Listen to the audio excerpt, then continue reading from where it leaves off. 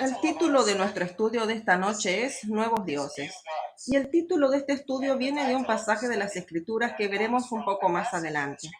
Pero con esto en mente me gustaría resaltar un aspecto. El punto clave que hoy consideraremos es comida sólida en lugar de leche. ¿Saben a lo que me refiero? A veces tomamos leche y es bueno tomar leche, pero para poder crecer también necesitamos comida sólida. Esta es una comida pesada. Será un material pesado y para algunas personas esto podría caer en la categoría de dura es esta palabra, ¿quién la puede oír? Solo quiero advertirles con anticipación. Y la razón por la que compartimos esto con ustedes no es molestar o condenar a alguien innecesariamente. Solo queremos dirigir su atención a algunas cosas que son de vital importancia. Así que si usted escucha algunas cosas sorprendentes en este estudio, como dije, la razón es que trataremos con material pesado. Entonces, si eres un nuevo cristiano o todavía necesitas leche, seguro que obtendrás algunos manjares de esta dieta pesada que te beneficiarán y oro para que este sea el caso en todos. Viendo este tema, nuevos dioses, y hablando mucho sobre la Trinidad y hablando de lo que dice la Biblia sobre eso, tenemos algún material que trata este tema. Es importante comprender el significado práctico de las cosas que decimos hacer para entender. Una cosa es hablar y decir, esta teoría es correcta, esta teoría está equivocada. Pero, ¿qué significa para nosotros que estamos viviendo en los últimos días, hoy, en un sentido práctico? Hablamos de asuntos triviales y no estamos concentrados en la verdad presente. Pero aquí hay algunas cosas que son significativas, que importan. Eso es lo que trataremos hoy, lo que estaremos explorando juntos hoy. Por eso les pido que me den su atención para que investiguemos juntos. Preste atención y mantenga su cerebro trabajando mientras aquí está sentado. Así que no se limite a sentarse en silencio y escuchar. Quiero que lo piense bien. Comencemos con esta pregunta. Mucha gente se planteó la pregunta y a menudo le he hecho a mucha gente esta pregunta. ¿Dónde encontramos a Dios el Espíritu Santo en la Biblia? Es una buena pregunta y necesita una respuesta. Si buscas en la Biblia, no la encontrarás. En otras palabras, no encontrarás a Dios el Espíritu Santo en la Biblia. A lo largo de las Escrituras, nunca encontrarás a este Dios llamado Dios Espíritu Santo. Y ese debería ser el fin de este tema.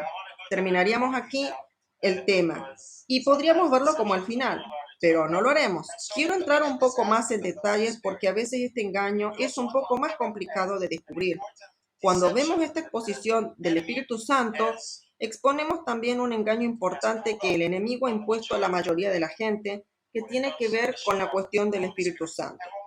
Y si vemos esto, cuando se trata del Espíritu Santo, soy consciente de lo que mucha gente dice y piensa. Bueno, dicen que el Espíritu Santo es un misterio y no podemos entenderlo. No deberíamos hablar de la naturaleza del Espíritu Santo, es un misterio.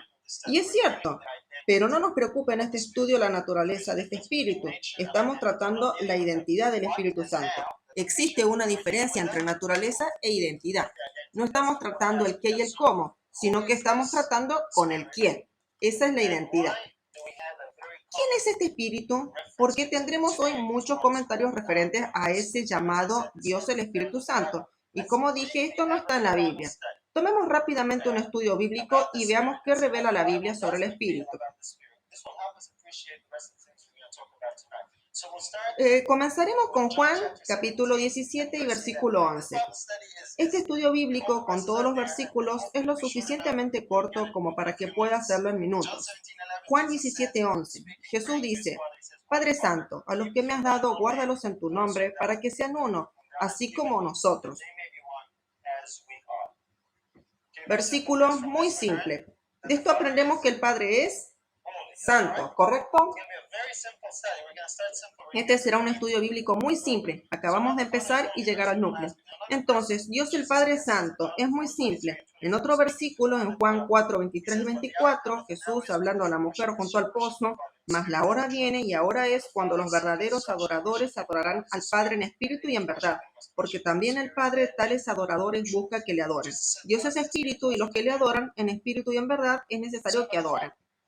Cuando Jesús dijo que Dios es espíritu, ¿de quién estaba hablando? Del Padre. De esto también podemos concluir que Dios el Padre es espíritu. Como Dios el Padre es santo y Dios el Padre es espíritu, ¿se puede asumir que el Padre es Espíritu Santo? Ok, algunos asienten vacilantes. El término santo, cuando Jesús dice Santo Padre, es una descripción de lo que Dios es. Es un adjetivo, describe que Dios es santo. Esto es lo que es santo. Tendemos a pensar en Santo y Espíritu Santo como nombres, pero aquí vemos que el Padre es santo y el Padre es espíritu. Es un Espíritu Santo, de acuerdo con lo que dice Cristo. Él es el único que vino a la tierra desde el cielo a revelarnos estas cosas. Esta es información autorizada aquí. ¿Qué hay con Cristo? ¿Qué más aprendemos? Vayamos a Hechos 4. En Hechos 4 tenemos los apóstoles que oraron cuando fueron perseguidos y les dijeron que no deberían predicar en el nombre de Cristo, y en sus oraciones esto es lo que decían. Mientras extiendes tu mano para que se hagan sanidades y señales y prodigios mediante el nombre de tu santo Hijo Jesús. ¿Está bien? Otra vez. De nuevo la misma conclusión. Jesucristo es santo. Creo que todos lo sabemos. Solo quiero construir sobre las Escrituras y, por supuesto, estos apóstoles estaban orando ¿a quién? Al Padre. Porque dicen extender la mano y hacer milagros en el nombre del santo Hijo Jesús. Y en 1 Corintios 15:45 está la pregunta que pueden estar esperando. ¿Qué pasa con el Espíritu? En 1 Corintios 15:45 nos dice, así también está escrito, fue hecho el primer hombre Adán, alma viviente, el postrer Adán, espíritu vivificante. El último Adán, Cristo, es un espíritu vigorizante o un espíritu que da vida o un espíritu vivificante. Tenemos una serie de estudios al respecto en las que tenemos eso cubierto. Entonces también podemos asumir que Cristo es un espíritu, ¿correcto? Por tanto, podemos concluir también que Él es un Espíritu Santo. Eso es lo que encontramos en estos versículos. Así que este es prácticamente al final del estudio. Así es como vemos que el Padre es santo, Él es un Espíritu Santo. Y que el Hijo es santo, Él es Espíritu, Él es un Espíritu Santo. Así que esa es la explicación y comprensión de la identidad del Espíritu en la Biblia. La identidad del Espíritu nunca se presenta como independiente del Padre y del Hijo. Siempre está asociado con el Padre y el Hijo, porque el Padre es Espíritu y el Hijo es Espíritu. Debemos tratar ese asunto rápidamente, porque estoy seguro de que hay algunos de nosotros que tal vez estén pensando, ¿y eso qué significa? ¿Cuántos Espíritus Santos hay? ¿Hay un Espíritu, dos Espíritus? La Biblia dice en Efesios 2:18, porque por medio de Él, Cristo, los unos y los otros tenemos entrada por un mismo Espíritu al Padre. A través de Cristo tenemos acceso por el Espíritu al Padre. ¿Cuántos caminos hay para llegar al Padre? Solo hay uno. Jesús dijo, yo soy el camino y solo hay una puerta. Y este único camino es a través de un solo espíritu. Porque el Padre es espíritu y Cristo es espíritu. Y el único camino al Padre es Cristo. En el Romanos 8:9 nos ayuda a entender cómo podemos unir eso. Hay un espíritu. ¿Cuál es este único espíritu? Y aquí dice, mas vosotros no vivís según la carne, sino según el Espíritu, si es que el Espíritu de Dios mora en vosotros. Y si alguno no tiene el Espíritu de Cristo, no es de él. Pablo está hablando de lo mismo. Él dice que el Espíritu que mora en vosotros, esto es llamado el Espíritu de Dios y es llamado el Espíritu de Cristo. Y si ustedes no tienen ese Espíritu, escuchen, no son de él. Verán, si realmente tenemos el Espíritu Santo, hermanos y hermanas, realmente tenemos al Padre y el Hijo. Creo que esto está bastante claro, ¿no? Y podría citar muchos más versículos, pero solo te estoy dando una breve base aquí que es tan fácil que incluso podría enseñarse en una escuela sabática para niños. Y así deberían tratarse todas las enseñanzas en las que creen. Esa es una buena prueba. Si puedes explicárselo a un niño de 6 años, entonces es porque lo comprendes. Si no puedes, entonces puede que estés creyendo en un misterio. ¿No es cierto? De todos modos, ese es un punto que se admite abiertamente hoy. ¿Y qué hay sobre la identidad? La Biblia presenta claramente la identidad del Espíritu. En otras palabras, digamos, este Espíritu es Cristo mismo que viene a nosotros con el Espíritu del Padre. Y la Biblia dice mucho, muy claramente en 2 Corintios 3:17. Porque el Señor es el Espíritu, y donde está el Espíritu del Señor, allí hay libertad. Y la razón por la que la Biblia enfatiza que Cristo es este Espíritu es porque Cristo vino y fue tentado como nosotros y venció para darnos esa libertad. Por lo tanto, la Biblia enfatiza que ese espíritu es el espíritu de Cristo. Es decir, no es solo el espíritu de Cristo, sino también el espíritu del Padre. Pero el énfasis en Cristo está hecho porque Él es el que venció por nosotros y nos da ese espíritu, su propia vida, como acabamos de escuchar. Y si tú no tienes esta vida, no puedes tener libertad. Y si tienes a alguien más que a Cristo, no tienes libertad. Eso es lo que dice el versículo, ¿verdad? Donde está el Espíritu del Señor hay libertad. Y ese Espíritu es el Señor.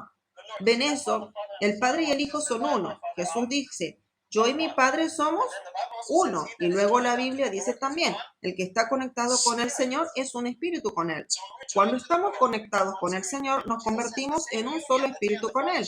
Y Jesús dice la misma unidad que Él comparte con el Padre, le gustaría compartir con nosotros. En otras palabras, Él y el Padre son uno en espíritu o un espíritu. Ahora, no pidas que te explique el cómo o la naturaleza de lo que es, pero conocemos la identidad del espíritu. ¿Me siguen? Esto es muy significativo. Entonces, nuestra conclusión es, creo que podemos verlo muy claramente a partir de esto para concluir que hay un Espíritu Santo de Dios y de Cristo. No es un Dios, el Espíritu Santo, un ser individual o una persona con Dios y Cristo. ¿Ven la diferencia? El primero es lo que enseña la Biblia. El segundo ni siquiera se encuentra en la Biblia. Así que queremos dar un poco de seguimiento a eso porque el diablo tiene mucho que ver con el malentendido de la identidad del espíritu y tiene un propósito y una razón. Y ojalá hoy descubramos esa razón esta noche, porque como dije, cuando compartimos estas cosas, muchos preguntan, amigos, ¿qué importa? Ustedes saben, dicen que lo ves de esta manera, lo vemos de aquella manera, cuando lleguemos al cielo lo averiguaremos. ¿Han escuchado eso? Estaremos en el cielo y lo averiguaremos. Eso es seguro. Pero ¿y si Dios ya nos ha revelado estas cosas y conocerlo es necesario para asegurarnos que realmente entraremos por las puertas? Porque hermanos y hermanas, hay un engaño en el fin de los tiempos y el propósito y la intención del engaño es simple, hacer que te pierdas el cielo. Ese es el propósito. Todas las revelaciones proféticas sobre lo que ocurrirá en los últimos días son para prepararnos para la salvación. Y Satanás diseñó un engaño muy inteligente. Es tan ingenioso y tan inteligente que ya está trabajando en lo que soñó desde el principio. De todas formas, ya lo veremos. Así que esa es la conclusión hasta ahora. Entonces quiero que tengan esto en mente, porque no quiero que olviden la diferencia entre los dos. Entonces, la Biblia enseña claramente que hay un espíritu. Es el espíritu de Dios y el espíritu de Cristo. No es otro ser, no es otro individuo, no es otra persona. Es muy interesante que cuando Dios inició el movimiento adventista, lo estableció sobre una base sólida. Vimos esto ayer, cubrimos este tema. Si no estuvo allí, puede obtener el DVD. Pero en la historia de la iglesia adventista, el enemigo ha intentado una y otra vez, introducir ciertos malentendidos sobre el Espíritu Santo. Uno de esos primeros intentos en la iglesia tuvo lugar en 1891. En 1891 había un hermano llamado Chapman. El hermano Chapman era un predicador y tenía un pequeño problema. Los otros predicadores y ministros en su entorno le desaconsejaban la predicación. En realidad le dijeron que no debía predicar, y la razón por la que no debía predicar era porque tenía unas ideas, algunas teorías y conceptos con los que no se sentían cómodos. Así que le vino la idea de escribir una carta a la señora White quejándose de este dilema por el que fue perseguido por los hermanos de no salir a predicar y enseñar. Intentó que la hermana White intentara mediar por él. Él solo quería escribirle a la profetisa por su queja y esta fue la carta que le escribió a la hermana White en 1891. Y dice así: Hermano Robinson, afirma categóricamente que no puedo ser enviado a presentar la verdad a otros hasta que algunos puntos que sostengo sean cambiados o modificados. Cita como ejemplo mi idea con respecto al Espíritu Santo de que no es el Espíritu de Dios, que es Cristo, sino el ángel Gabriel. En todos los puntos fundamentales estoy en perfecta armonía con nuestro pueblo, pero cuando trato de mostrar lo que me parece una nueva luz sobre la verdad, entonces las autoridades me reconocen como un tipo con ideas peculiares sobre la Biblia. Ahora pueden verlo claramente. Es una carta larga, había otros asuntos, pero quería concentrarme en este punto en particular porque es relevante para lo que estamos estudiando. Su entendimiento del Espíritu Santo era que era algún otro que no era el Padre ni el Hijo, ¿verdad? Llegó a creer que el Espíritu era el ángel Gabriel. Él creía eso y creía que lo podía demostrar con la Biblia. De hecho, creía que se trataba de un nuevo hallazgo. Y él dice que no me dejarán predicar si no vuelvo a sintonizar con los hermanos. Interesante. Aquí en realidad se revela qué creía la iglesia adventista en ese momento.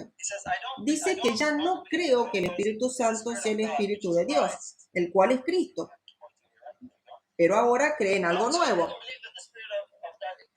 algo que es el ángel Gabriel, otro ser, otro individuo, además del Padre y del Hijo. Entonces, esto es un malentendido, una distorsión de la verdad bíblica. Nosotros acabamos de ver su comienzo y sintió que se trataba de una nueva luz. ¿Era realmente una nueva luz? ¿Habían oído hablar de esto antes? Eso suena como una nueva luz, pero en realidad es un viejo error. De hecho, el Islam enseña el mismo concepto.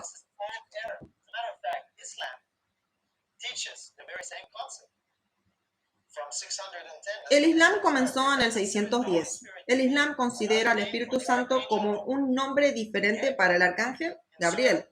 En la Sura 297, el Corán dice que Gabriel trajo la palabra de Alá al profeta Mahoma. Y en la Sura 16:102, Gabriel es explícitamente llamado como el Espíritu Santo. Todas las referencias en el Corán al Espíritu Santo están relacionados a este ángel. Entonces, lo que el hermano Chapman vio como una nueva luz aquí fue en realidad un viejo error, que el Espíritu Santo es alguien distinto al Padre o al Hijo. En este caso particular, Gabriel. Bueno, muestro eso y algunas personas dicen, no, el Islam no enseña eso, debes estudiarlo con detenimiento. Alguien contradecía y decía que no, eso no es cierto. Pero estos son los versos que están allí registrados. No les voy a leer esto en árabe. Esta es una traducción al inglés, pero se dieron las referencias. Es muy claro y fundamental para los musulmanes creer esto. ¿Saben por qué? Porque ellos rechazan la doctrina cristiana de la Trinidad. Creen que es politeísmo. Y todo lo que escuchan de los cristianos todo el tiempo es Padre, Hijo y Espíritu. ¿No es cierto eso? Tres personas hacen un Dios. Y por eso les queda muy claro en el Corán que el Espíritu no es parte de una Trinidad. El Espíritu es el ángel Gabriel. Es obvio que esté equivocado, pero eso es lo que creen. El Padre y el Hijo, sí, tienen ideas diferentes del Padre y del Hijo. Solo hay un Dios y el Hijo no es realmente un hijo, es solo un profeta. El punto en que quiero centrarme aquí es este espíritu porque queremos seguir este concepto particular y eso es lo que Satanás está tratando de introducir en la iglesia y no es nuevo, sino algo antiguo. De todas formas, veamos lo que la hermana White le respondió al hermano Chapman. Ella le escribió y le dijo, sus ideas no armonizan con la luz que Dios me ha dado. No es esencial que conozca y sea capaz de definir qué es el Espíritu Santo. Cristo nos dice que el Espíritu Santo es el Consolador y el Consolador es el Espíritu Santo. Esto se refiere a la omnipresencia del Espíritu de Cristo llamado el Consolador. ¿Es eso lo que encontramos en la Biblia? Sí. Entonces ella le dijo al hermano Chapman que estos hermanos dirigentes tienen razón, deben preocuparse. Lo que está enseñando no está en armonía con la verdad. De hecho, es un error. Y saben que esta declaración es en realidad la fuente de la cita que mucha gente recibe del libro Hechos de los Apóstoles, página 42 en español, donde dice, la naturaleza del Espíritu Santo es un misterio. Los hombres no pueden explicarla. Esta cita es de la carta que la señora White escribió al hermano Chapman. Ella se lo escribió a alguien que intentó definir que el Espíritu Santo es un individuo diferente del Padre y del Hijo. Y la gente usa esa cita hoy para silenciar a cualquiera que quiera enseñar la verdad bíblica sobre el Espíritu. ¿Conocen esta objeción? Usted empieza a hablar del Espíritu y alguien dirá rápidamente, oh hermano, la hermana White dice, la naturaleza del Espíritu Santo es un misterio. No puede explicarlo. Mejor deberíamos quedarnos callados porque el silencio es oro. De ahí viene esta afirmación. Así que si hace todo, si lee la carta que escribió la hermana White, comprenderá lo que está diciendo. En esta declaración, que define la verdadera comprensión del Espíritu de acuerdo con las Escrituras, que es la omnipresencia del Espíritu de Cristo llamado Consolador. Y luego ella le dijo, usted necesita volver a estar en armonía con sus hermanos. Ahora, mi hermano, queremos la verdad, pero no debemos introducir el error como una nueva verdad. Ella llamó a esto muy claramente error. Bueno, su error fue pensar que era Gabriel, pero quiero que tengamos algo en mente. No importa qué pensaba que era el Espíritu o quién pensaba que era el Espíritu. Lo apartó del Padre y del Hijo.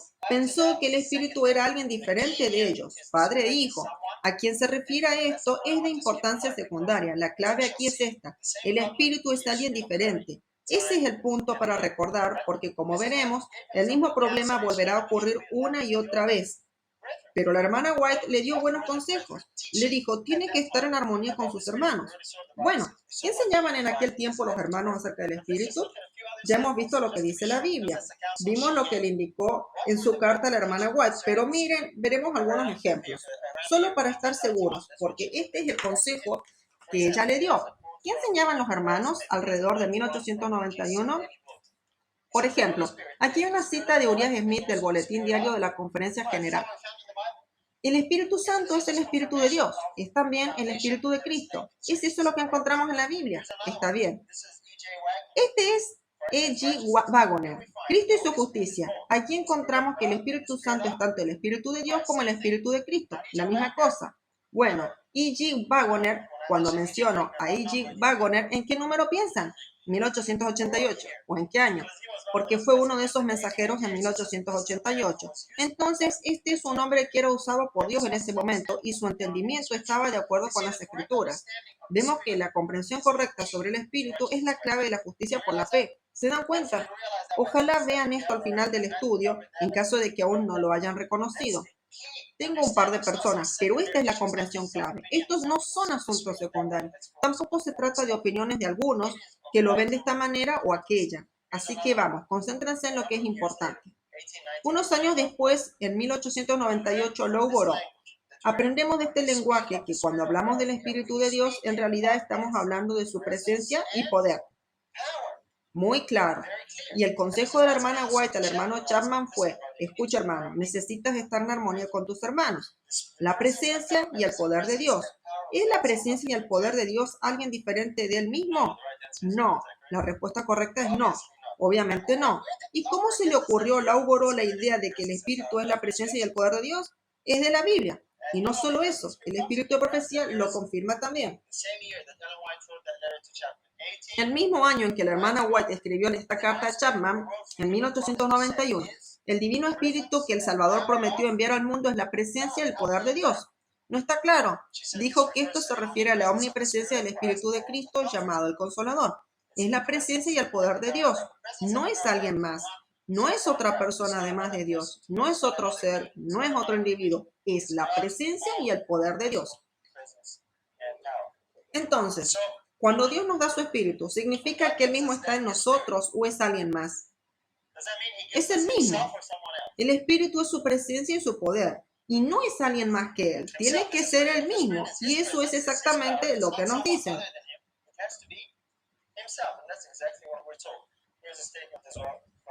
Aquí hay una declaración de Testimonios para la Iglesia, volumen 7. Al concedernos su espíritu, Dios se da a sí mismo, transformándose él mismo en una fuente de influencias divinas con el fin de dar salud y vida al mundo. Aquí está la clave.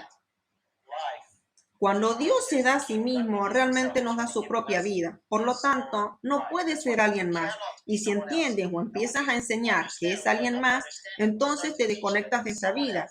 Y ya no tienes la vida de Dios, obtienes a algo o a alguien más. Ese es el problema. Así que el espíritu, por definición, significa vida. Jesús dijo eso. Las palabras que te hablo son espíritu y son vida. Entonces, cuando recibes el espíritu, recibes la vida del dador, Cristo y el Padre. Pero si te separas del espíritu, eso es lo que el enemigo trató de hacer a través del hermano Chapman y convencer de que tenía nueva luz, lo que en realidad fue un viejo error. Dijo, mira, el espíritu es alguien más. Él debe haber tenido algunas escrituras, no sé qué versículos debe haber tenido, y tuvo la idea de que tenía que ser Gabriel, alguien más. Ese es el problema con esta idea. El diablo hizo otro intento en 1903 y esta vez fue un poco más sofisticado, un poco más complejo y usó a alguien que estaba en la iglesia adventista en una posición más elevada en ese momento, el doctor John Harvey Kellogg. El doctor John Harvey Kellogg era un médico muy inteligente y realmente fue bendecido por Dios, pero él, desafortunadamente, fue usado para introducir el llamado alfa de las herejías. La historia nos dice que el sanatorio de Battle Creek se incendió en 1902. Los muros de la fundación se quemaron y querían reconstruirlo y tuvieron que pagar los fondos. Entonces Daniels, el presidente de la Asociación General en aquel momento, recomendó que Kellogg escribiera un libro. Y dado que él tenía fama mundial, vender su libro generaría algo de dinero que utilizarían para construir el sanatorio. Parece un buen plan. Kellogg escribió un libro llamado The Living Temple. ¿Conocen este libro?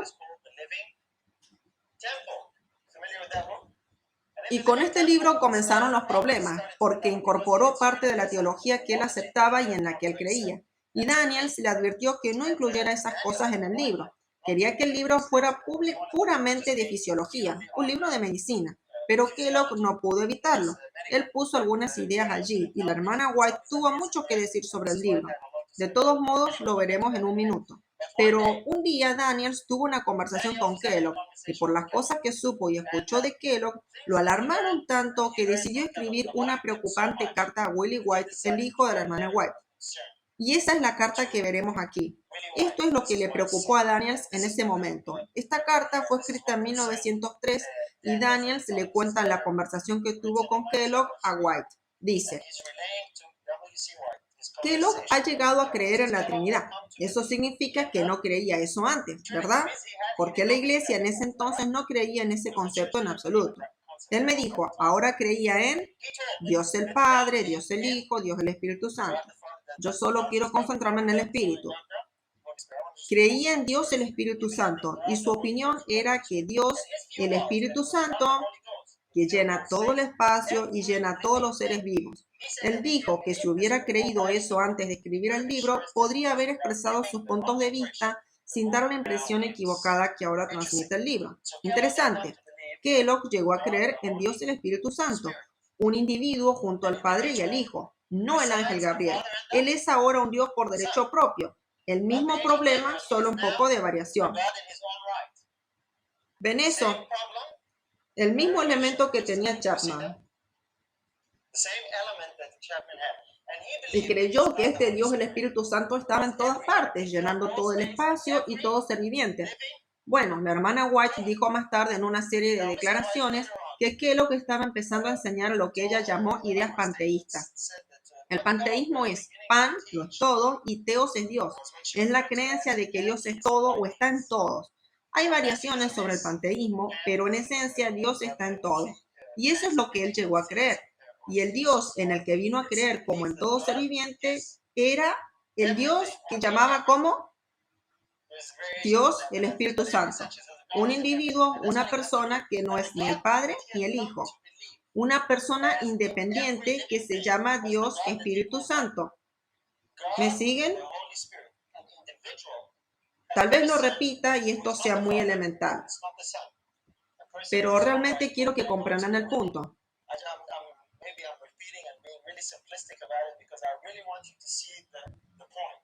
Y él había llegado a creer que Dios estaba en todo. Bueno, sobre esta creencia la hermana White nos dice, y leeremos esa declaración, de Sermones y Conversaciones, el año siguiente, 1904, eso es lo que la hermana White dijo. A lo largo de mi vida me he encontrado con los mismos errores, aunque no siempre en la misma forma. En The Living Temple se asume que Dios está en la flor, en la hoja, en el pecador, pero Dios no habita en el pecador. La palabra de Dios declara que habita solo en los corazones de quienes lo aman y hacen justicia. Dios no habita en el corazón del pecador, es el enemigo el que habita allí. Quiero un minuto para pensar. Hay tanto ahí. Espero poder aclarar un poco. Primero, ella dice que encontraba los mismos errores, pero no siempre de la misma forma. Mismo error, diferente forma. Eso es lo que estamos tratando aquí. Mismo error. Separar el Espíritu de Dios y convertirlo en alguien más. De diferentes formas, como Gabriel o esta vez Dios el Espíritu Santo. Y después de que se publica el libro The Living Temple, ella dice que allí se afirma que Dios está en todo, incluido el pecador.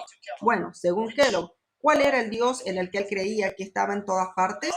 Dios el Espíritu Santo, un ser individual, ¿lo ven? Ese es el problema. Y si creer que Dios está en todas partes, también lo harás de llegar a la conclusión de que Él también debe estar en todas las personas, pecadoras como santas. ¿Está el Dios de la Biblia viviendo y morando en los corazones de los pecadores? ¿Enseña eso la Biblia? La Biblia enseña a Cristo en ti, la esperanza de gloria.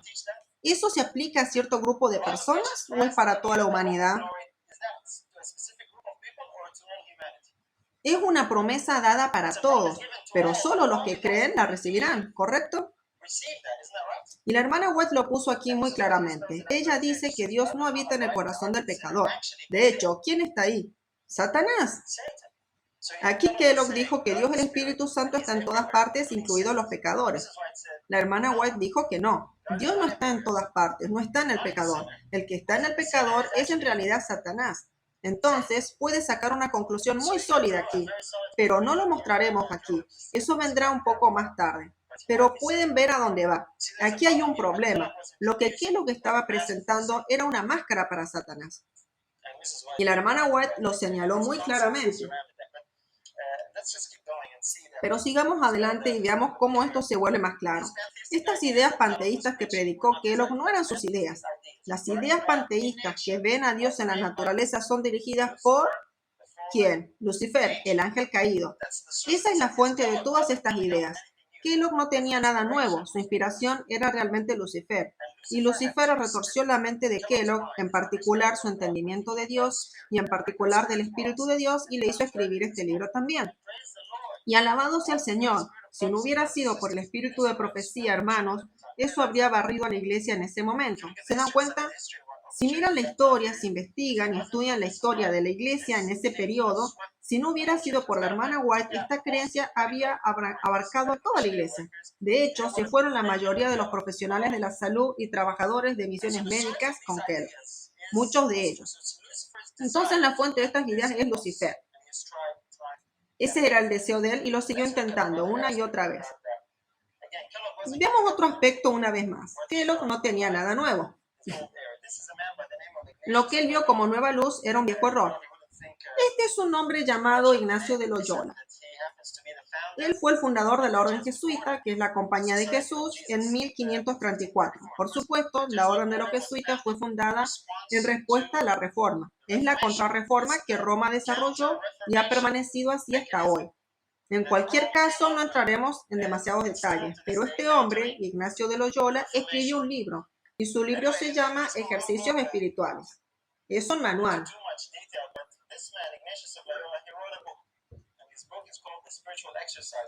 Es un manual y fue esencialmente el resultado de visiones escritas que recibió. Y es un manual de formación para la orden jesuita. En otras palabras, es una guía de lavado de cerebro. Porque los jesuitas se convierten en unos autómatas no pensantes que hacen todo lo que el supervisor les manda. Realmente es así. No entraré en detalles, pero el contenido de ese libro es muy malvado. Él afirma que las instrucciones que recibió se le dieron a través de visiones. Lo recibió a través de visiones. Ahora veamos estas visiones un poco. Pero antes de eso, permítanme decirles que el espíritu de profecía menciona la orden de los jesuitas. ¿Sabían eso? ¿Alguien tiene el conflicto de los siglos? ¿Lo han leído? Sí, se menciona allí. No se menciona por casualidad, sino por una razón. Esto es lo que dice. Entonces fue, en el tiempo de la Reforma, cuando nació la orden de los jesuitas, que iba a ser el más cruel, el menos escrupuloso y el más formidable de todos los campeones del papado. Bueno, eso es importante tenerlo en cuenta. Poderosa en el más alto grado, poco escrupulosa. ¿Qué otra palabra significa sin escrúpulos? Despiadado, sin principios, sin moral, sin ley. No, bueno, está bien. Muchas gracias. Es una buena variedad de significados. El más cruel, despiadado y poderoso de todos los campeones del papado. Eso es la orden jesuita. Estas visiones que tuvo Loyola son muy interesantes. Esto es lo que nos dijeron. Esta es una cita del libro La historia secreta de los jesuitas y dice: él, Loyola, nunca dudó de la realidad de estas visiones. Él persiguió a Satanás con un palo como lo hubiera hecho con un perro malo. Habló con el Espíritu Santo como se hace con otra persona en realidad.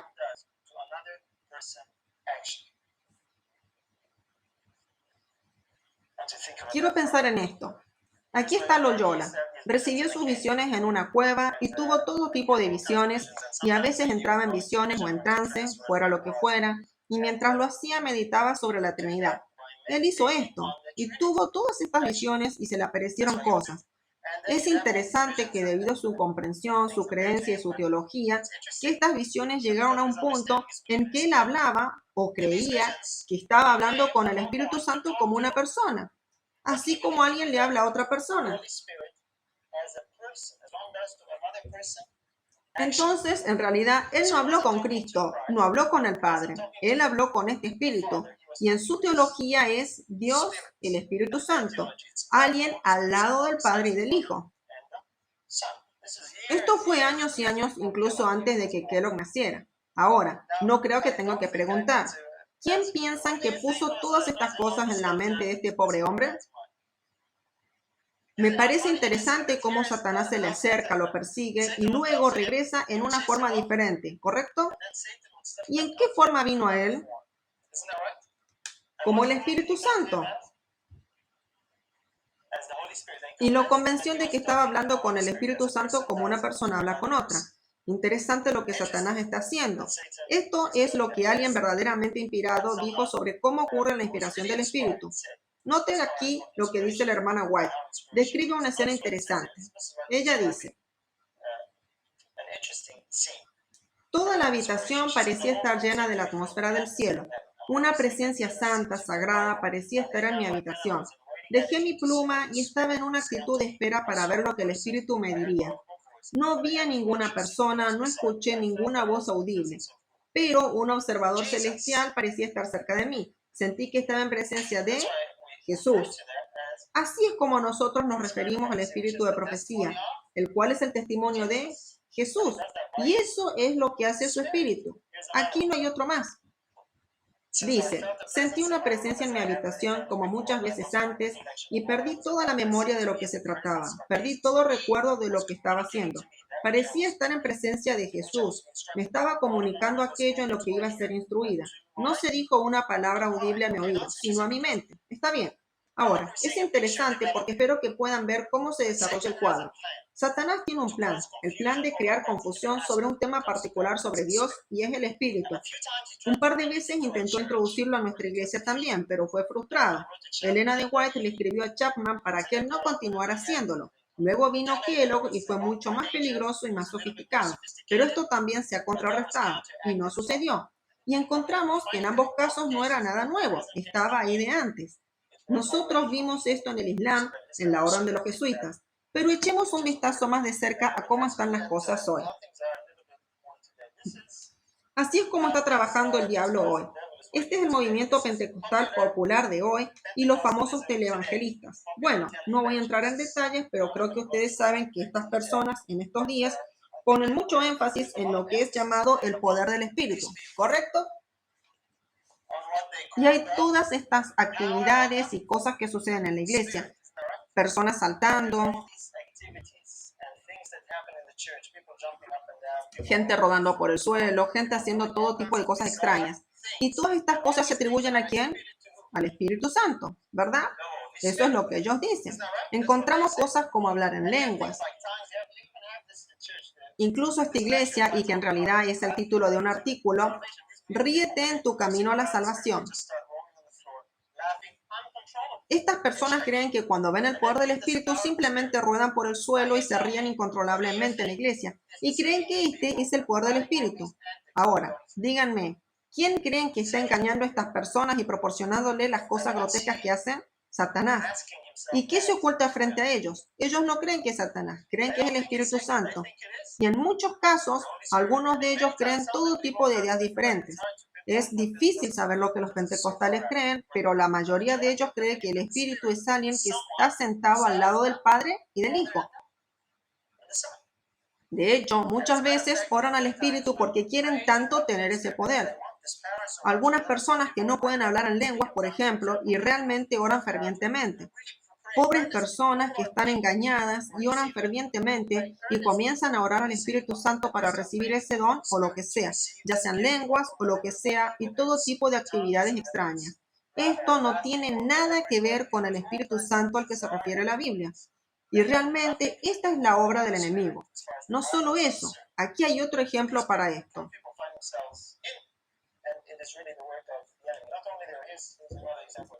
proclamando el poder de Pentecostés. Bueno, este enfoque en Pentecostés no es solo en estos grupos pentecostales, sino que pasó a ser una masa carismática. Domingo de Pentecostés, la belleza de ser bautizado en el Espíritu Santo. Verán, hay algo que está arrasando con toda la cristiandad y encontrarán un denominador común si miran en el punto correcto. Esto tiene que ver con el malentendido de la identidad del Espíritu de Dios. Y como una pregunta, creo que todos sabemos quién está detrás.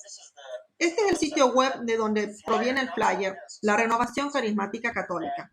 Completamente carismático, eucarístico y mariano bajo la autoridad de la Iglesia Católica Romana. Este es todo el paquete, totalmente carismático.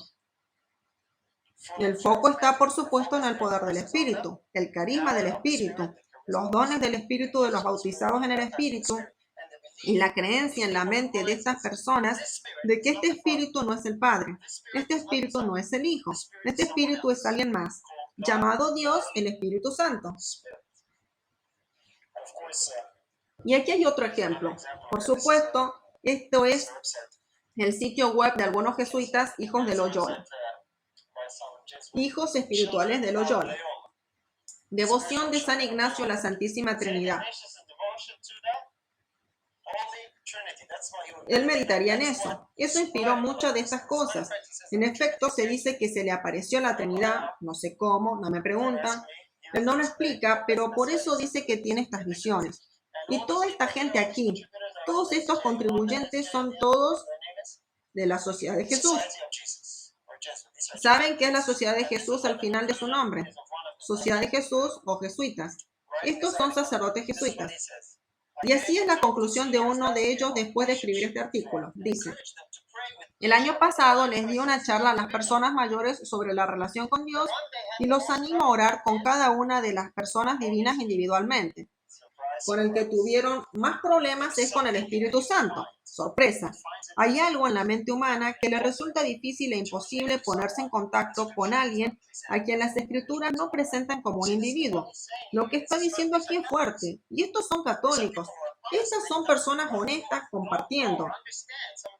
Muchas veces son honestos, que aman al Señor, que no comprenden alguna de las cosas. Lo que estamos compartiendo con ustedes no es en contra de ellos. Estamos lidiando con los conceptos. Solo quiero dejar eso en claro, porque no queremos atacar a nadie. Nos ocupamos de los conceptos y vemos hasta dónde el engaño ha llegado. Entonces, a esta pobre gente los animó a orar con cada uno. Cuando dicen reza cada uno, en términos católicos significa orar a alguien. Entonces oran al Padre, al Hijo, y tenían dificultades para descubrir cómo orar al Espíritu. Pero ellos lo hacen y dan algunos consejos. De todas formas, no es solo el trabajo de la Compañía de Jesús. Esto es una práctica católica común. Ahora, sigamos adelante. Este es el Papa Juan XXIII. Este es el libro, los documentos del Concilio Vaticano II. ¿Ustedes escucharon sobre el Concilio Vaticano II y qué es lo que sucedió? Tenían este Concilio Vaticano en la década de 1960 y el propósito era simplemente esto, traer a los reformadores protestantes heréticos o rebeldes de vuelta al redil. Y para bendecir el trabajo del concilio, el Papa le dedica una oración al Espíritu Santo por el éxito de este concilio ecuménico y está registrado. Está en un libro. Esto es lo que dice. Oh Espíritu Santo.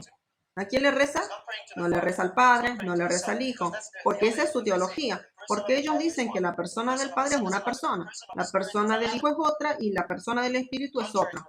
Contrario a lo que dice la Biblia. Oh Espíritu Santo enviado por el Padre en el nombre de Jesús, que está presente en la Iglesia y lo diriges infaliblemente. Te rogamos la plenitud de tus dones sobre el concilio ecuménico. Oramos también por aquellos pastores que ahora no son del único rebaño de Jesucristo. Es decir, todos ustedes y yo.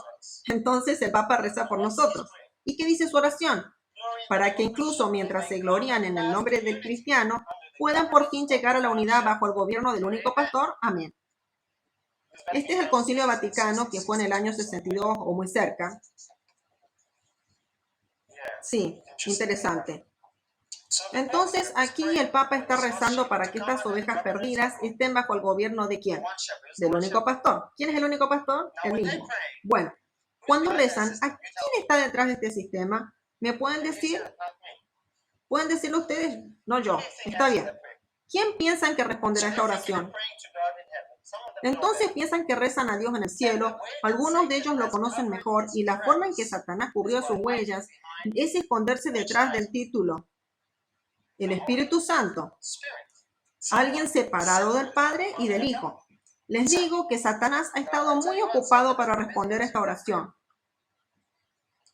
Muy ocupado, como veremos. Pero yo quiero dejar claro eso porque alguien podría decir, hermano, lo que dice siempre suena así, blasfemo. No, solo estoy siguiendo el rastro de la serpiente, hermanos. Nuestro tiempo está casi terminado, ya casi llegamos. Solo sigo el rastro de la serpiente para conseguir exponer el engaño.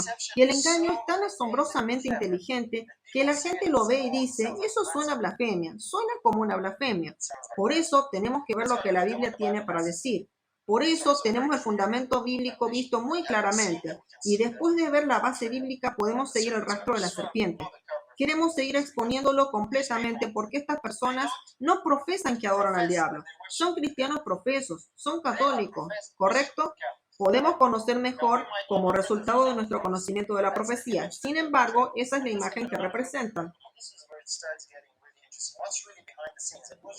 Vemos otro grupo. Y aquí se pone interesante. ¿Qué hay realmente detrás de escena y quién está trabajando entre bastidores? Esta es Elena Blavatsky, es la fundadora de la Sociedad Teosófica. Ella era masona y este es un libro con autoridad para la Sociedad Teosófica, para los masones, Nueva Era, etc. Ella es una líder espiritual. ¿Alguien ya ha oído hablar de ella alguna vez? Está bien. De todos modos, eso es lo que dice cuando se trata de estas cosas. Es interesante, ella dice, Lucifer es luz divina y terrenal, el Espíritu Santo y Satanás al mismo tiempo. La doctrina secreta, publicada en 1888. ¿Pueden ver algo interesante aquí? Aquí está escrito por esta gente. Bueno, esta gente adora a Satanás. En sus cosas rituales secretas que llevan a cabo, ellos adoran a Satanás. Estas no son organizaciones cristianas. Aquí te revelan la doctrina secreta, ¿ok? En su entendimiento, cuando hablan del Espíritu Santo, alguien además del Padre y el Hijo, ¿quién es realmente? Lucifer, a quienes ellos adoran. Y Lucifer estaba muy ocupado promoviendo esta idea de que el Espíritu es alguien junto al Padre y al Hijo, lo que le permite ocupar un puesto por detrás y reclamar adoración. ¿No es eso lo que quiere? Esto es lo que quería en el cielo. Dijo, junto a las estrellas de Dios levantaré mi trono, y en el monte del testimonio me sentaré, a los lados del norte, sobre las alturas de las nubes subiré, y seré semejante al Altísimo. Y cuando Jesús vino a la tierra le dijo, si me adoras, entonces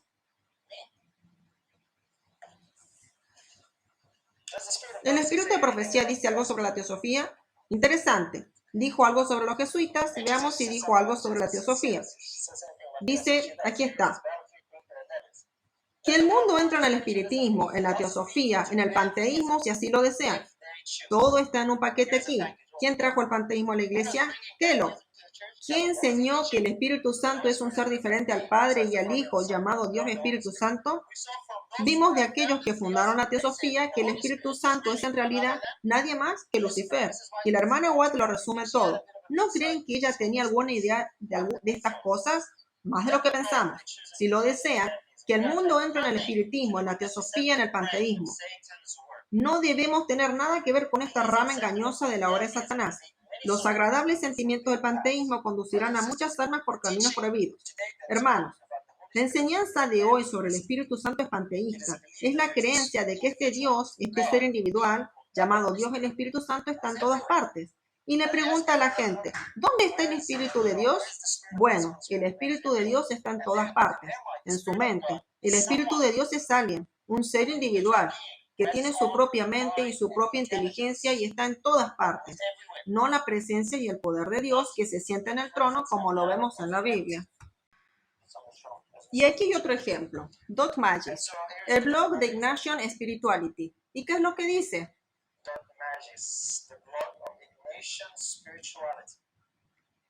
Una oración al Espíritu Santo.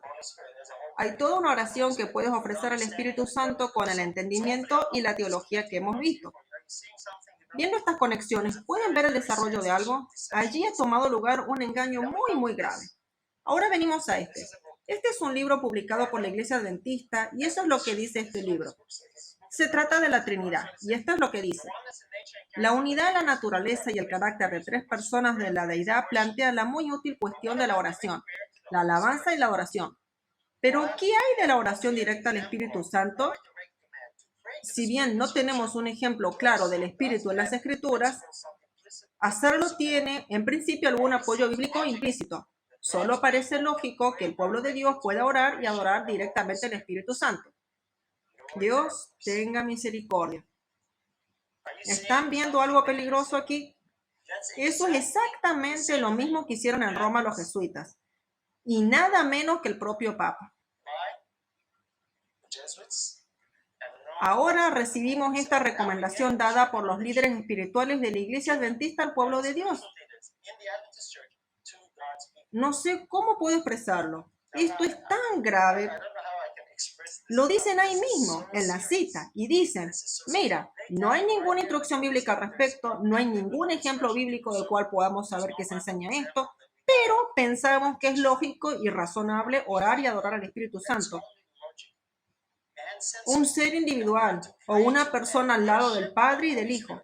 ¿Saben por qué dicen esto?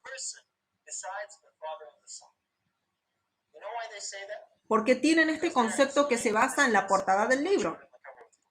Este concepto de 3 en 1 y 1 en 3. Este Dios es 3 y los lleva a estas conclusiones. Hermanos, esto abre la puerta para que Satanás pueda entrar. Cuando adoras fuera de los límites de las Escrituras, estás en un terreno muy peligroso, porque hay alguien en el universo que quiere ser adorado. No pueden decir que no hay evidencia bíblica para ello, pero creemos que deberíamos hacerlo. Alguien se levantará y reclamará esta adoración que no va al Padre y no va al Hijo. De hecho, dicen que si quieres amor, puedes orar al Padre. Si quieres perdón, puedes orar a Jesús. Y si quieres poder, dones y victoria sobre el pecado, debes acudir a orar al Espíritu Santo.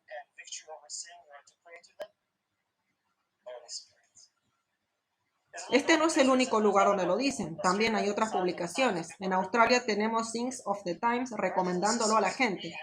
Hermanos, nos hemos confundido seriamente acerca de nuestra adoración. Eso es una señal de los últimos días. Cuando el pueblo de Dios se haya levantado para dar al mundo el mensaje final de misericordia y esté adorando la misma cosa que hace Roma y de la misma forma, y al mismo tiempo tener que admitir que no hay apoyo bíblico para ello, ¿saben lo que dijo Jesús? Por tus propias palabras serás condenado y serás justificado. Aquí está, justo ahí. ¿Quién ha creído a nuestro anuncio? Cuando difundimos esto, la gente dice, bueno, ¿cuál es la importancia? Espero que vean la importancia ahora. ¿Se trata de que se adore a Dios o de que se adore a Satanás? La apostasía omega, sí, tiene muchos, muchos nombres. Le decimos esto a alguien que podría decir, ok, y yo comparto esto con la gente, y en el momento en que obtengo su atención dicen, pero hermano, yo no oro al Espíritu Santo, yo no adoro al Espíritu Santo. Eso es bueno y es loable, pero el problema sigue siendo el mismo. Hay un par de preguntas sobre las que tenemos que pensar y tenemos que responder. Si crees que Dios es trino y los tres son uno, pero no pueden orar y adorar al Espíritu Santo, ¿por qué no estás adorando a este Dios? Y si oras al Espíritu Santo y lo adoras, ¿dónde está tu evidencia bíblica? Este es un caso perdido. No puedes ganar de esa manera. Reteniendo la adoración de Dios, están reteniendo lo que es de Dios, porque creen que Dios es trino. Deberías adorar por igual. Pero si ustedes adoran a los tres, ¿dónde está tu evidencia bíblica? Estás fuera de los límites de las Escrituras cuando se trata de adoración. Y hay de ti si estás fuera de los límites de las Escrituras cuando se trata de adorar. ¿Saben por qué? Porque el problema y el engaño del fin de los tiempos tiene que ver con la adoración. Toman otra cosa y se aventuran a sacarla fuera de las Escrituras. Es un riesgo en la adoración. ¿No creen, hermanos, que el diablo nos ha engañado? Nos ha engañado hasta que solo quiero asegurarme de ese punto que esté claro. Cuando se trata de adorar, el lugar en nuestras mentes que tenemos reservado para Dios, muchas personas con un conocimiento de la Trinidad han reservado un lugar para ¿cuántos? Tres, ¿no es cierto? Donde sea que está, tenemos tres columnas, por así decirlo. Dios el Padre, Dios el Hijo, Dios el Espíritu Santo, si creen en este concepto. ¿Y saben qué? No tienes que orar, no tienen que orar al Espíritu Santo individualmente. No tienen que adorar al Espíritu Santo individualmente, porque cada vez que canten, cada vez que participen en la partición del pan, cada vez que estén involucrados en cualquier aspecto de la adoración, orando, dando, cantando, lo que sea, esa adoración y reverencia van al concepto que sostienes. Están exaltando a alguien, además del Padre y del Hijo, aunque no lo hagan directamente. ¿Se dan cuenta? Las personas que dicen, pero yo no oro al Espíritu Santo, no están seguras, porque en su mente, donde tiene lugar la mayor elevación y adoración, ¿se trata de cuántos? Se trata de tres. De modo que no estamos tratando lo que estás haciendo. Esto no es tan superficial. Oh, deja de orar al Espíritu Santo. No es tan superficial, hermanos. Este es un engaño profundo. ¿Están de acuerdo conmigo? La Biblia nunca revela que nuestra adoración debe estar dirigida a tres. Nuestra adoración va siempre y solo al Padre a través del Hijo y ya está. Para que todos honren al Hijo como honran al Padre. Y eso es todo. No hay nadie a quien podamos haber sido llamados a honrar, adorar, alabar y orar. Cualquier adoración y culto y cualquier alabanza fuera del Padre y del Hijo, díganme, ¿quién se pondrá de pie y reclamará eso para sí mismo? Solo hay un ser en todo el universo que dijo, quiero adoración, y creó un engaño muy inteligente para llegar a ser adorado. Alabado sea Dios, porque la Biblia nos dice que Dios pasa por alto el tiempo de ignorancia. Dios es misericordioso, pero Él quiere que seamos adoradores inteligentes. Dios quiere que nos deshagamos del engaño que el diablo ha creado para nosotros. Y espero que realmente lleguen a la conclusión de que es importante. Entonces vamos a ir terminando rápido. ¿Quién es tu consolador? Cuando hago esta pregunta, hay todo tipo de respuestas. ¿Cómo responderás a esta pregunta? Depende de lo que entiendas sobre Dios, ¿verdad? Si hago esta pregunta, ¿quién es tu consolador? La mayoría de la gente me dice el Espíritu, o Dios el Espíritu Santo. ¿Es Jesús? No. Jesús está en el cielo, en el santuario. Él es nuestro sumo sacerdote, pero el consolador es el Espíritu. Y la gente dice eso porque Jesús dijo que les enviaré otro consolador y así sucesivamente. Pero la Biblia dice, como nosotros hemos leído previamente, que el Señor es Espíritu, y donde está el Espíritu del Señor, allí hay libertad. Verán, nuestra teología, ese es el aspecto práctico de lo que hablamos. Estos no son solo argumentos, sino la implementación práctica aquí. ¿A quién consideramos nuestro consolador afecta nuestro caminar espiritual? Y nuestra victoria sobre el pecado. ¿Se dan cuenta? Dios quiere fortalecer nuestra fe y no debilitar nuestra fe. Jesús vino y fue tentado en todos los sentidos como nosotros. Se familiarizó con todas las pruebas y tribulaciones que enfrentamos para ser fiel y sumo sacerdote y para que Él pueda socorrernos y ayudarnos. Entonces, ¿de qué sirve haber pasado por todas estas experiencias y todas estas dificultades, que se haya ido y luego nos tiene que enviar a alguien más? No estoy interesado en alguien que no haya experimentado la humanidad, que no haya experimentado la tentación, que no haya experimentado la victoria sobre el pecado. Solo Jesús lo hizo. Y no importa cómo llames a ese alguien, eso es secundario. Si Cristo no es tu consolador, tienes un problema. ¿Tu otra opción es quién?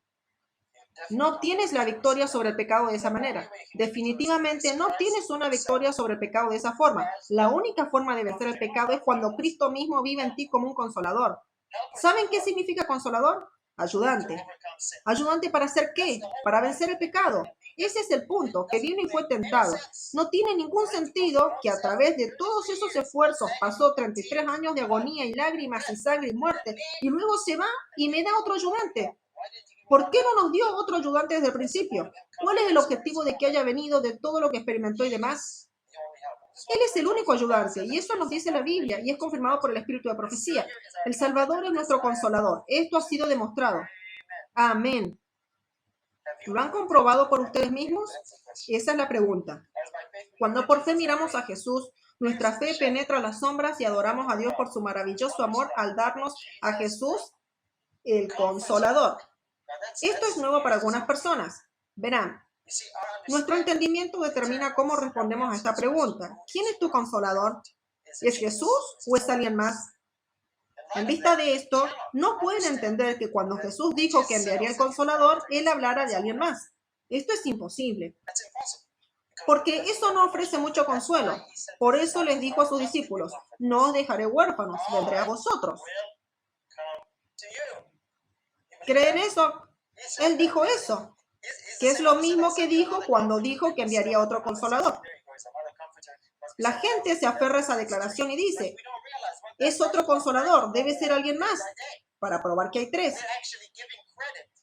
Pero no nos damos cuenta del significado práctico día a día. En realidad, no estamos dando el honor por el Consolador y su ayuda a Jesús, sino a alguien más. Y al hacerlo, en realidad, deshonramos a Cristo y le robamos el reconocimiento y honor que se le debe a Él y se lo estamos dando a alguien más. Estaba hablando con alguien y me dijo, no, Jesús está en el cielo. Le pregunté, ¿quién es tu Consolador? Dijo que es Dios el Espíritu Santo. Le dije, ¿no es Jesús? Él dijo, no. Y este hermano me dijo que ora y agradece al Espíritu Santo y una vez que llega al cielo espera encontrarse con el Espíritu Santo y agradecerle su ayuda en el camino cristiano. Y Jesús estaría llorando por eso. Porque ¿saben quién merece todo este reconocimiento? Es Cristo. Cristo es el único que lo hace. Y Cristo probablemente lo haga a pesar de la pobre comprensión de este hermano. Pero el honor va a alguien más. Dios no quiere que lo adoremos de esta manera, hermanos. El diablo es responsable de esta confusión. Leímos eso ayer. Y esto es lo que Elena de White enseñó a sus hijos. Esto es lo que Willie White dijo. Las declaraciones y argumentos de algunos de nuestros ministros en sus esfuerzos por probar que el Espíritu Santo es un individuo como es el Padre y Cristo, el Hijo Eterno, me ha dejado perplejo y a veces me ha puesto triste. Un maestro popular dijo, podemos considerarlo como el compañero que está dirigiendo las cosas. Esta carta fue escrita en 1935, así que aquí está Willie White, hijo, y eso es lo que Elena de White le enseñó y él entendió de su madre. Él no entendía que el Espíritu Santo fuera alguien además del Padre y el Hijo. De hecho, hubo ministros en sus días tratando de probar que el Espíritu Santo era un individuo como el Padre y el Hijo, otro individuo.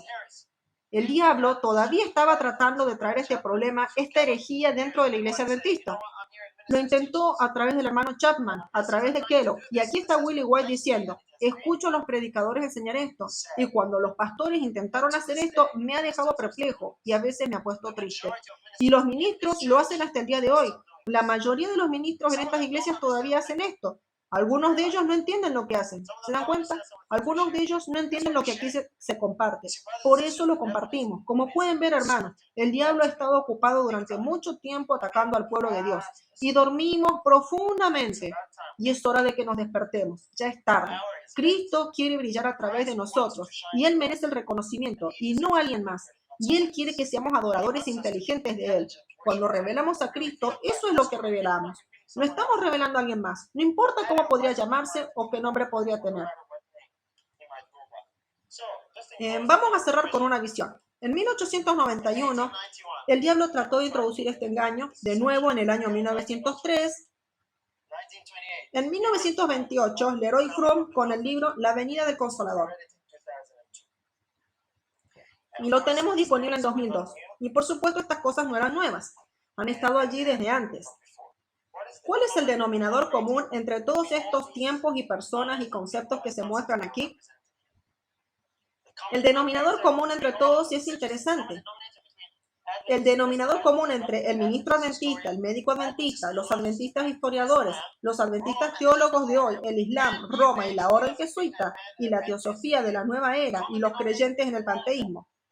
El denominador común entre todo esto es que el Espíritu Santo es alguien más además de Cristo y el Padre.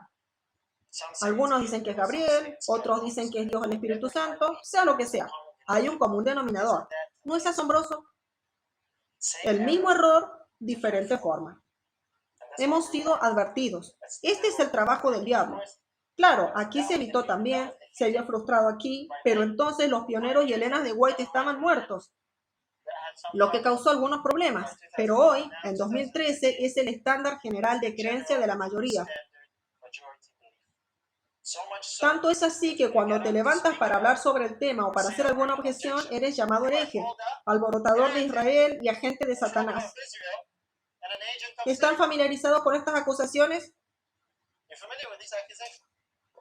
Y Satanás, hermanos, ha estado tan ocupado. Les digo que he escuchado cosas personalmente de la gente, pero no compartimos estas cosas para condenar a la gente. No se trata de eso. El punto aquí es que Satanás nos ha aventajado durante mucho tiempo y es hora de despertar. Es bueno que estemos aquí y saber eso, pero Dios tiene muchas personas que lo aman, que necesitan conocer la verdad. Entonces tenemos que compartir algunas de estas cosas. Finalmente cerramos con este versículo de donde proviene el título de este estudio, Deuteronomio 32, 16, 17. Le despertaron a celo con los dioses ajenos, lo provocaron a ira con abominaciones, sacrificaron a los demonios y no a Dios, a dioses que no habían conocido, a nuevos dioses venidos de cerca que no habían temido vuestros padres. De acuerdo con la Biblia, nuevos dioses son ¿qué? Demonios. Eso es lo que dice aquí. Dios el Espíritu Santo es un Dios nuevo, no está en la Biblia. Este no es un Dios al que temieron nuestros padres. Todos nuestros ancestros espirituales, los pioneros, la iglesia en el desierto, los apóstoles, Cristo, todos ellos, hasta Moisés, el primer escritor de la Escritura, ninguno de estos padres conocía o temía a este Dios llamado Dios el Espíritu Santo. Pero hoy es ampliamente adorado y la Biblia dice que los nuevos dioses son abominación. De hecho, son demonios. Adoración al diablo entre los cristianos. Maravilla de maravillas. Entonces el diablo recibirá la adoración. Hermanos, cuidado, cuidado, cuidado. Es bueno que sepan algunas de estas cosas. Estoy seguro de que conocen a mucha gente que no ha oído hablar de estas cosas. Es por eso que compartimos esto. Así que oro para que este alimento pesado no sea demasiado para ustedes. ¿Entendieron lo que hablamos? ¿Está claro? Alabado sea Dios. El Señor respondió a nuestras oraciones. Oremos juntos antes de despedirnos.